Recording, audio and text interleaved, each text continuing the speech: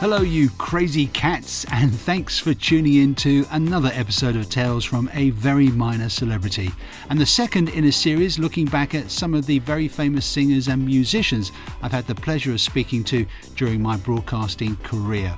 Now, last week I mentioned that you'd be hearing from Marie Osmond, and she will be coming up, but I didn't tell you that there would be a second guest as well because, well, to be honest, I forgot.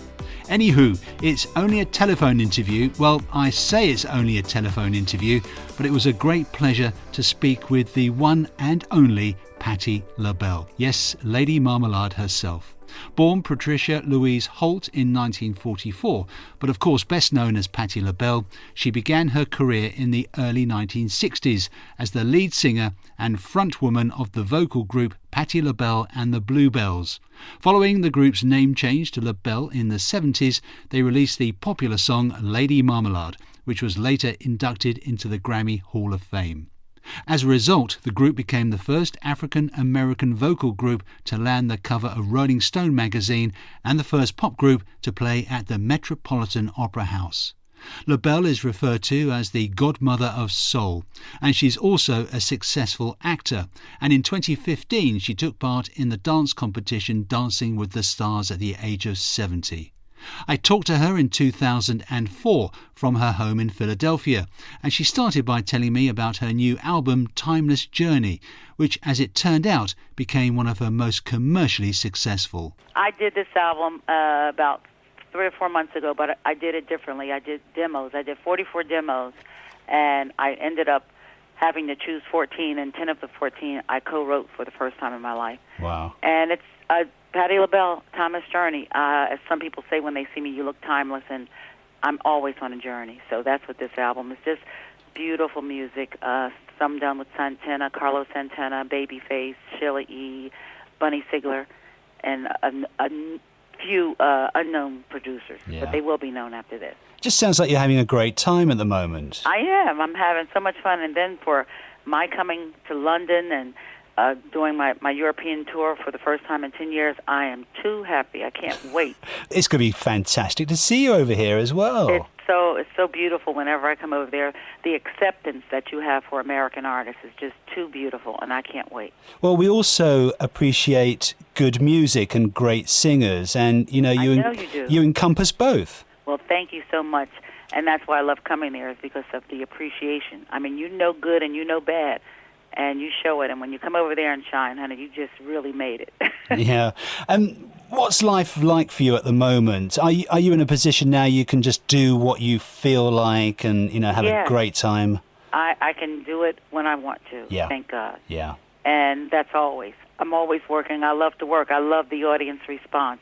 If they cry or if they smile or if they come in racist and feeling that they don't like black or whites or gay or straights, when they leave the show, they're all under one big rainbow. Everybody's loving each other. And do you still get that buzz, from performing live? I got it Saturday. I did Central Park. I did Gay Pride Day. Wow. And then I flew from there to go to Hampton Jazz Fest the same night. So I did 2 great shows in one day, and I felt so good. And everybody said, how can you do that? And they were like 90-minute shows or 2-hour shows apiece.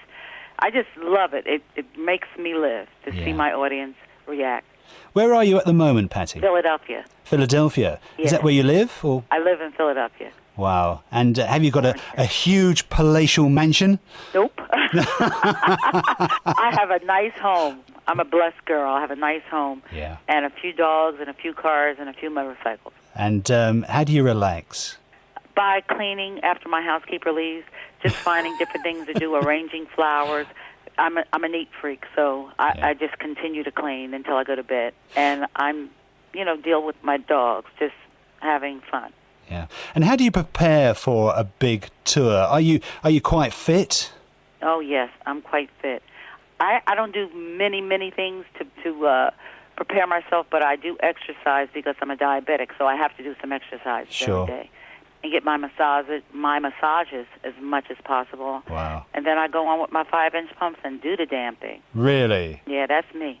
And you'll be over here very soon, as you said. I'm leaving today. You're leaving today? Uh-huh. So does it take you a long time to pack? No, my assistant packed a week ago, so I said, You have all the shoes. He had about 150 pair of shoes.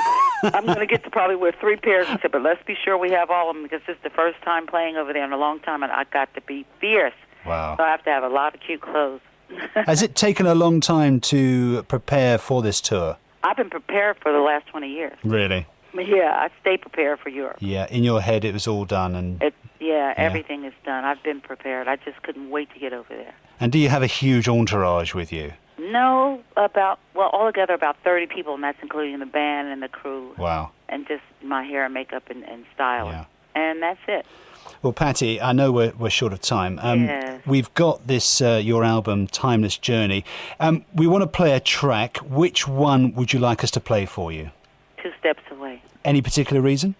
Because we're all 2 steps away from having a check, 2 steps away from having a home, for not having a home. We're 2 steps away from disaster. We're all 2 steps away from falling in love, 2 steps away from falling out of love. We're just all 2 steps away from everything. And the way the world is today, we're all 2 steps away.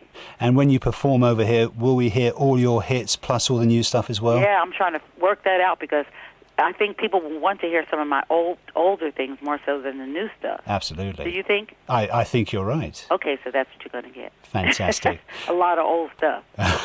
Patti Labelle, thank you very much for your time. Thank Have you a too, great trip. It'd be great to see you over here. Okay. You take care. Let me see you. Make sure you meet me. I will. I'll buy you a drink. Oh, please. Red wine. Thank you. You're on. Okay. Patti Labelle, thank you. Bye-bye. Patti Labelle.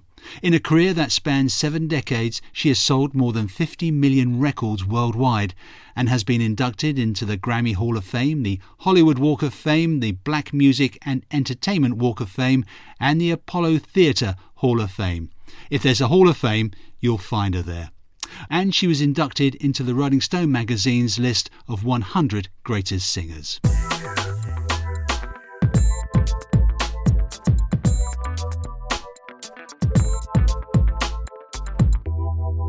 Now Marie Osmond, a member of the show business family, the Osmonds. Although she was never part of the family's singing group, she gained success as a country and pop music artist, and her best-known song is a remake of the country pop ballad Paper Roses. And I bet you're humming it now. From 1976 to 1979, she and her brother Donny Osmond hosted the television variety show Donny and Marie. This interview, which I did in around 2009, is a great example of hitting it off straight away with your guest. She was an absolute delight and was obviously having a great time, as you will hear. I started by asking her if it's possible for children of a celebrity mum like her, and she does have 8, to have a normal upbringing. I don't know. I think that I try to give them a good work ethic. I think it's important to have that. You know, they wonder why kids in their neighborhood don't have to mow the lawn, and they do. You know, I grew up working 15-hour days, and I'd come home from work after doing Donnie and Marie shows, and my mother would say, "Okay, it's time to make bread." And I'd say, "You're kidding." Really? And, I'd come home the next, "Okay, it's time to learn how to bottle fruit or learn to sew," or whatever it was.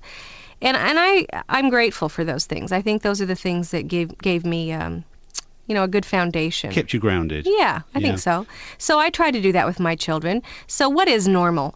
Who knows what normal is? Sure. I think as long as you can build self-esteem, that's the good thing. Yeah. And you come from a massive family. It's basically the state of Utah. Exactly. Uh-huh. When you all get together, it must be an absolutely fantastic occasion. We have a wonderful family, and we love getting together. It's really quite a nightmare, but... Yeah, where do you get together? Usually we have to rent a facility. Really? or a national park. Yes, that'll work. Yes. Because have you ever sat down and counted how many people there are in the family with all the children and grandchildren? Yeah, there's 55 grandchildren and 22 great-grandchildren. Good grief. So it's quite a group. And what do you do about birthdays and Christmas and that sort of thing? Well, we don't do that. That would be too hard. But my mother did. My mother and my father remembered every birthday, every anniversary, and that's part of the word family. And I think that's what, I look at other people who started out young in this business. Like I said, I was 3. I think the difference, because I think people think, oh, Marie Osmond, naive. Marie Osmond, goody-goody. I have to laugh and think that they're totally naive because you cannot grow up in this business and be naive. It's impossible. But I think because of my family, because of the example my parents were, I learned to make choices with all that was offered to me, and it pretty much everything was. But I learned to see long term. And my mother, when I was young, she said, you can grow old and be 75 and have awards around your neck, or you can have arms around your neck. Wow. It depends on where you place your priorities. Isn't that nice? Yeah. And any of your children following in your entertaining footsteps? Well, I definitely see they have abilities. Whether they do it, that's up to them. My oldest boy actually recorded an album ready to go, and he said, you know what, Mom? I'm 19, I want to go on a mission. So he put everything on hold, and he ended up going to Taiwan. He speaks Mandarin Chinese now. Wow. And he says, I think I'm going to learn 5 more languages and go into international business. And I said, good move. Because he's following Jimmy. Jimmy's a bit of a businessman, isn't he? Yes, he is a little mogul, isn't he? Yes. Did I say mole? No, you said mogul, but you could have been right the first time. Yeah. He's actually here, I believe. I think he's doing a play right outside London. And Donnie's coming over next week. He's doing, what is it, The Castle? Yeah, he's always here. I know. He's obnoxious, isn't he? No. I'm not saying a word. He's your brother. I know. Yeah. He's wonderful. Listen, he's a pain, but I like him. No. Listen, we're not here to talk about your brothers. We're here to talk about but I could dolls. tell you good stuff. All right, go on then. Please, let's hear all the dirt, all the gossip. No. Listen, we're here to talk about dolls. That's what I'm here Yeah. for. There's a lot of things we could talk about. I have other businesses too. I have sewing machines and craft companies and You're just fabric showing off things. now. And no, this is what I love. This is my hobby. All right. But my dolls I've done for about 14 years now. And a lot of people here in the UK would buy dolls via Canada or US, internet, whatever it was. And I said, that's crazy. So we have just started to come over here. And, it's a hobby, so I don't take the markup that people do. Yeah. I try to make it affordable for people. Oh, come on. I don't. No? House payments, car payments, kid payments. I believe it's one of those sweet hobbies that keep our girls. And so that's why I do it. To take time away from my 8 children, it really has to be something that I feel passion for or that I feel is of worth. It's like my charity work. Children's Miracle Network, I'm one of the founders of it. We've raised $2.6 billion for children in hospitals. That's worth my time. Yeah. We help 17 million kids a year. Doing things that help mother-daughter relationships, those types of things. That's why I do my dolls. I'm so busy that I really love to do things that I feel, have long-term worth. God has been incredibly good to me, and that doesn't mean life hasn't been, easy. It's not easy for anybody. But I feel like at this point in my life, it's fun to take all of the myths and throw them away. It's fun to just say, you know what, ladies, the magazines are all retouched. Nobody looks like that. Unless they're anorexic or bulimic. Right. And, I love to just talk reality. I know what it's like to be a single mother. I know what it's like to be a working mother. Yeah. I've been there. I've done those things. And, my whole life I was raised in a hotel, locked away.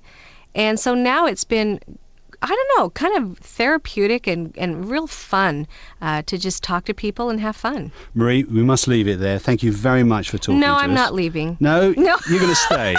Hey, I'll talk for 3 hours nonstop. You take care, and we'll hopefully speak again soon. All right. Hey, so nice talking to you. And you, mate. Take care. Right. Bye-bye.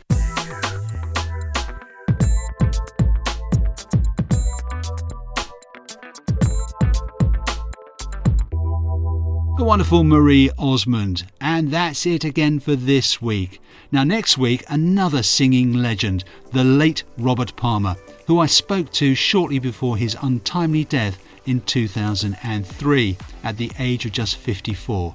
And as you will hear, we share a connection with the lovely island of Malta. I was interested to read that you actually grew up in Malta.